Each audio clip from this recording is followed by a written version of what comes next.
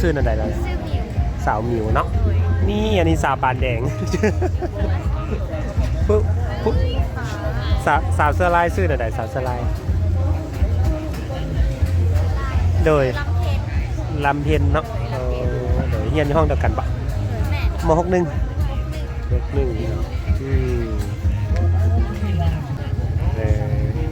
ผู้บ้าเมืองหนองบกสำหรับเมียนบอกเจ้าเมืองเสียงไทยเสียงบางไทย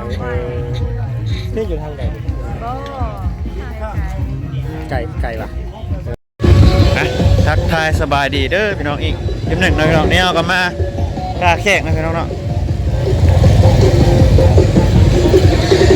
มาทาแขกมาเยี่ยมลูกเบาเตียงพี่น้องนะแต่ยังไม่ได้เข้าไปยังไปเลาะงานมันก่อนเบาเตียงครับเบาสุกสันอยู่นอกไปละพี่น้องเดี๋ยวไปเลาะเบื้องก่อนพี่น้องอย่างงานตลาดนัดแบบนี้แหละพี่น้อง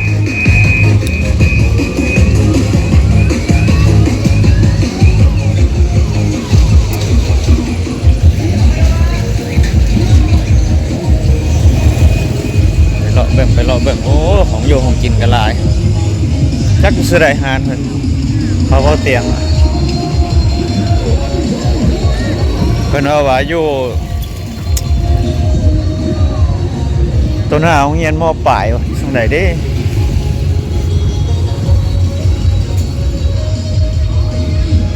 บ่แม่นยังบ่เห็น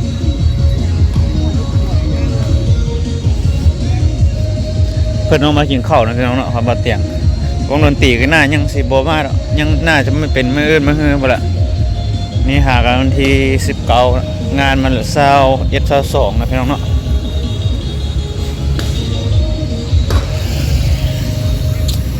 ใส่เนาะ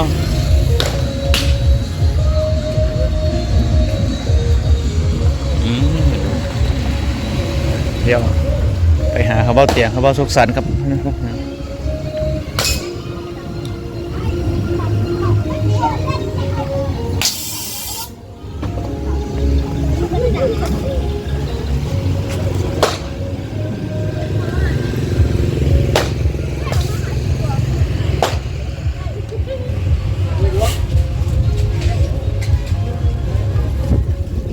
ทางไหนวะ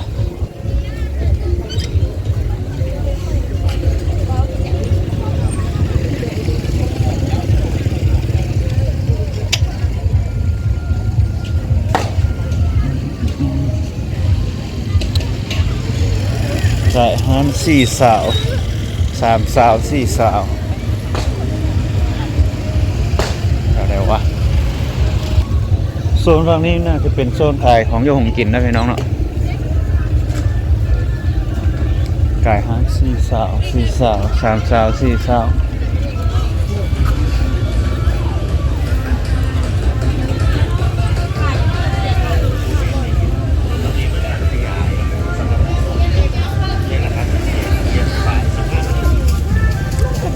ตอนแรกคนเริ่มมาเลาะหลายเลยพี่น้องเว้ยคนเริ่มมาหลาย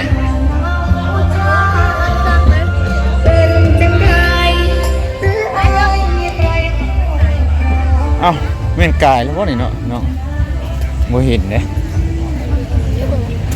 เม่นกายเพิ่นแล้วบ่จ๊ะ4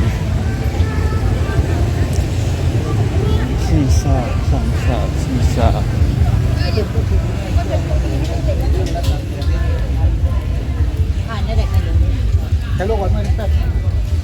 โอ้แพงนะพี่น้องใครรู้หน่อย8,000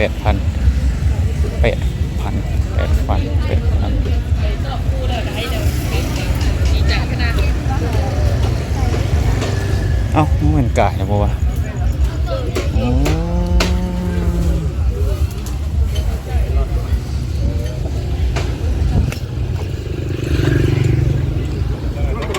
โอ้เดี๋ยวพาผู้สาวมาเลี้ยงนะเด้อโอ้ยรักอยู่ตลอดรักมากเลยดีมากเลยก็เจออยู่เนาะโอ้สบายดีโอ้เป็นผู้สาว4 คนใช่เดี๋ยวจะพาไปย่อได้เคยเราโทรหาบ่ฮับก็นอนท่าก่อนไม่ไงคือบ่ฮับวะนอนท่ารถนี่ฮะแล้วอยู่ในฮะแล้ว กินกับคนมาบ่กินกับคน อ๋อกินกินข้าวเหรอกินแล้วโอ้เพิ่นมาออกมากินข้าวพี่น้องเอ้ย คนเวียดนาม คนเวียดนาม คนเวียดนามซื้อกับปุ้นแบบเบ้าหยิน บ้าเนี่ย นั่นบ่กับปุ้นเหกับปุ้นหมูเห เดิมหนาวแล้วเนาะคนยังบ่หลายไปเลย บ่ได้ม่วนงานบ่มุกเดินบ่มุกมาอยู่แค่ไหน ฮะบ่หากันมาหาไส้นี่มาเว้ สแปงแฟนเจ้าหันไปดูใบแล้วได้ ไปดูใบว่า โอ้ไปดูใบอยู่ไหน แล้วได้ผัวต่างประเทศปะ ไม่ผัวรวยหรอก โอ้ ผมมุกผมหักแล้วผมหักตลอด หักตลอด อันมากผู้สาวรอบ2เลยนี่ได้เลย คะแนนรอบ2ก็ยังซื้อเขาหักหลังตลอดงามๆแล้วเขาเปิดโดนๆแบบเอามานั่งเล่นตอนนี้ยังคักเนาะเลยเนาะแบบมีเสียงตู้เสียงแอม คันรูปกันอยู่ดีไม่แห้งแห้งจะซักคนนี่ แม่แล้ว รูปกระเจ็บอยู่ยังนอนอยู่ กับบ่สุขสันต์บ่สุขสันต์มาแต่เมื่อใด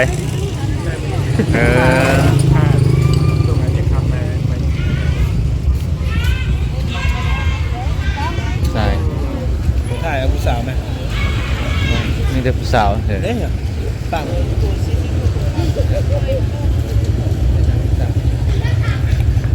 เขาจะเข้าซื้อสบู่เขาก็ยัดแล้วแบบเนาะ เลยนี่บ่เลยละ พี่น้องเลย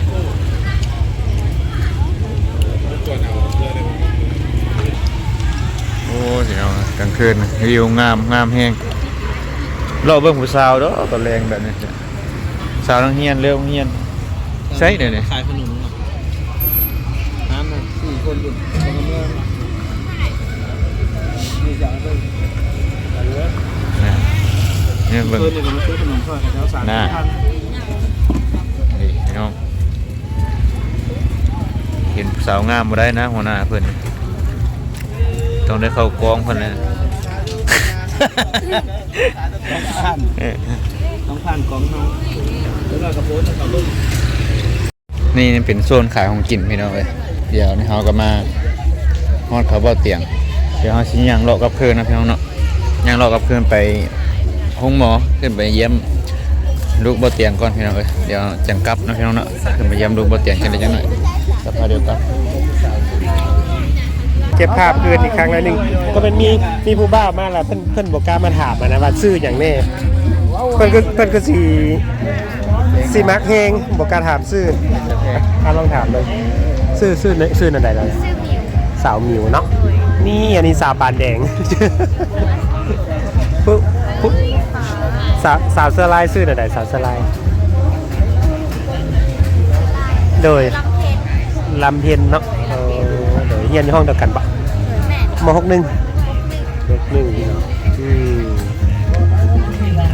เป็นยังไงเห็นบ่ามุกนี้เป็นยังไงกะมักในวันน้อยหนึ่งนี่ ธรรมดาเนาะธรรมดาผู้บ้าเมืองหนองบกใช่ไหมแม่นบ่เจ้าเมืองเสียงไฟเสียงไฟนี่อยู่ทางไหนไก่ป่ะคือจะน้องเราอยู่เมืองพักแขกเลยแต่ไปทั้งพุ่นเนาะโดนก็ได้ไปนั่น2 คนนี้แม่ผู้ใดเบอร์2ถามแต่เนี่ยวันก่อนเสียนโอเคลองมึงสินะขับใจเด้อขนมบ่นี่เอาให้มันมืดเลยเนี่ยยังตัวนี้ได้บุษันบ่ได้กินได้เนาะคันบ่ซื้อบ่ได้กินได้มันบ่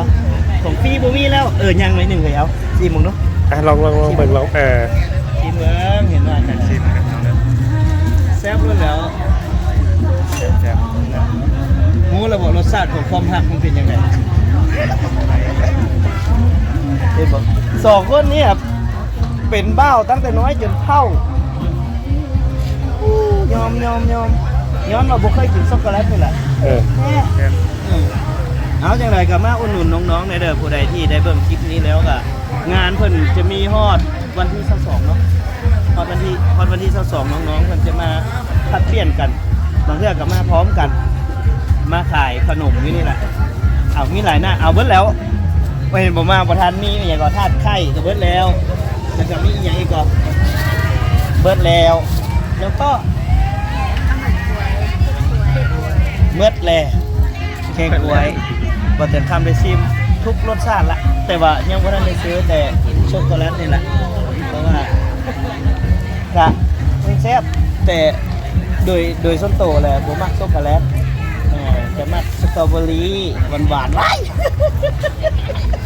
แม่นอยู่เบิ่งคืออ้ายนี่มักหยังเหมาะสมกับหยังแต่บักฮุงแต่ไปแดกตวงๆเหมือนบ่ มันแบบนั้นแหละ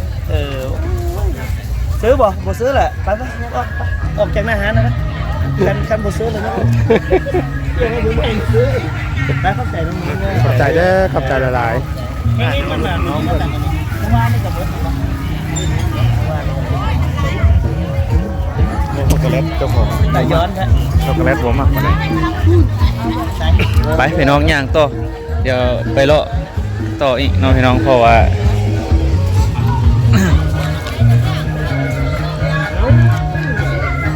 ไม่ไปยุ่งเงินจ้ะ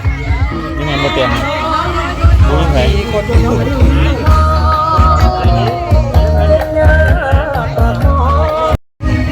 ไปเลาะต่ออีกพี่น้องยังไกลเด้อตอนนี้ไปหาห้องหมอเนาะพี่น้องเพราะว่าไปหาโรงพยาบาลสบายดีเด้อมีลูกสาวนักเรียนเลาะตอนแรงพี่น้องเอ้ย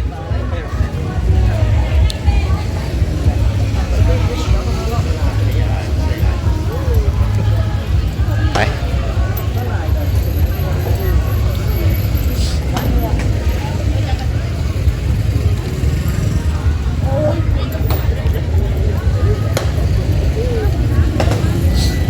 เริ่มหนาวแล้วเนี่ยโอ้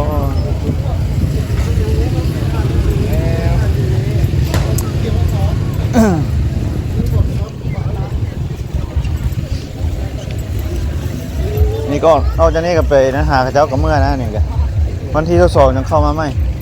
เข้ามาตีเขาเราสองเข้ามาเล่นเนี่ยเข้ามาไหมครับเข้ามาเล่นวันที่เราสองเนี่ย อยู่ พี่น้องเดี๋ยวฉันย่างเข้าไปห้องหมอไปเบิ่งลูกบอลเตียงโตพี่น้องก็เพื่อนเป็นอะไรเนาะหาก็จ้องห้องผ่าตัดเมื่อเช้านี้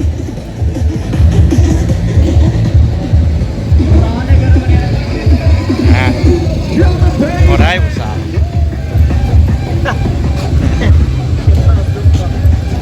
ในบ้านพีสิงไปเลาะเบิ่งพี่น้อง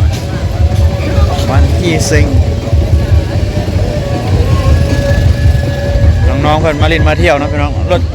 ตอนนี้รถใหญ่ยังไปได้อยู่นะรถใหญ่รถจักรยังไปได้สบายนะพี่น้องเพราะว่าคนยังบ่หลายเนาะน่าสิอีกมืองานเนาะพี่น้องมืองานน่าคนน่าสิหลายเนี่ยรถสิไปบ่ได้แถวนี้พี่น้องเนาะมีแต่ค่อยระวังเนาะระวังเอาเพราะว่ามันคนหลายพี่น้องบ่ต้องเข้ามา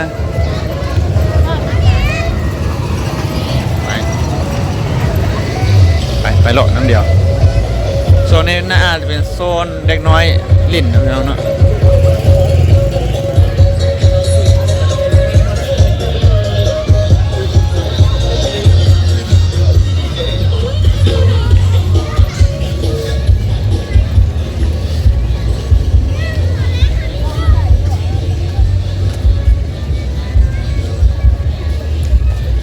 คือคืนแหละแถวนะ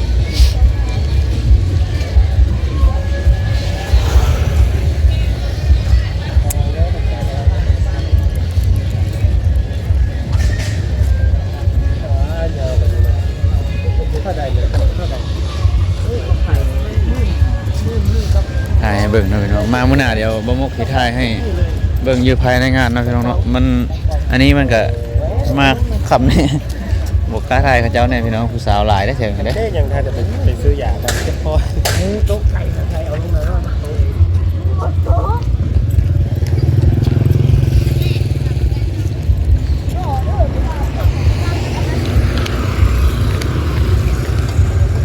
ไปซื้อยาก่อนหรอห้างขายยายังไม่ไป อ้าว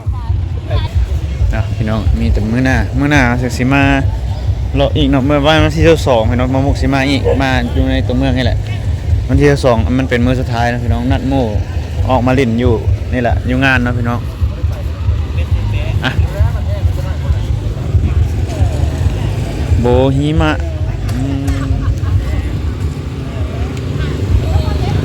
คลิปนี้ก็บ่มกขอจบเพียงนี้เด้อพี่น้องขอบใจพี่น้อง FC เบิดทุกคนทุกคนที่เข้ามาติดตามซ่องโมกบ้านนาเนาะพี่น้องเนาะมาเลาะงานตลาดนัดท่าแขกแขงคำมอดพี่น้องขอบใจหลายๆพี่น้อง